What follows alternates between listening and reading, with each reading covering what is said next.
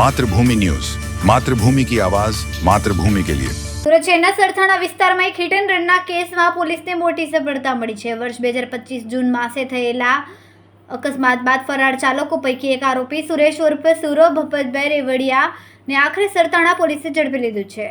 આરોપી આંબા તલાવડી નજીક પટેલ પાર્ક સોસાયટીમાં રહેતો હતો અને જમીન દલાલીના ધંધામાં સંકળાયેલો છે। તેણે પૂર ઝડપે અને બેદરકારીથી વાહન ચલાવતા એક ગંભીર અકસ્માત સર્જાયો। પોલીસે બીએનએસ કલમ 105, 281, 125 AB તેમજ વાહન ચાલક અધિનિયમ હેઠળની વિવિધ કલમો હેઠળ ગુનો દાખલ કર્યો હતો।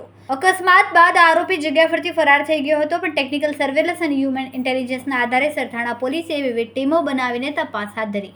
In charge police inspector S.A. શાહના માર્ગદર્શન હેઠળ police sub inspector M.G. Limbola તેમજ તેમની ટીમે આરોપીને ઝડપી પાડ્યો હતો।